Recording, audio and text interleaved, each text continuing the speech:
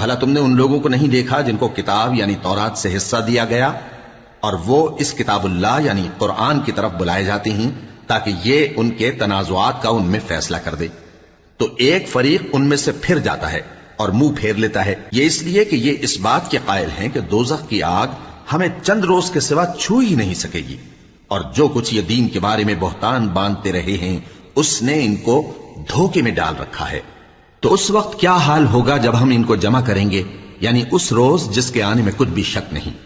اور ہر نفس اپنے اعمال کا پورا پورا بدلہ پائے گا اور ان پر ظلم نہیں کیا جائے گا۔ کہو کہ اے اللہ، اے بادشاہی کے مالک، تو جس کو چاہے بادشاہی بخشے اور جس سے چاہے بادشاہی چھین لے،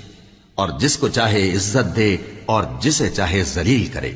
ہر طرح کی بھلائی تیرے ہی ہاتھ ہے اور بے شک تو ہر چیز پر قادر ہے۔ تو ہی رات کو دن میں داخل کرتا اور تو ہی دن کو رات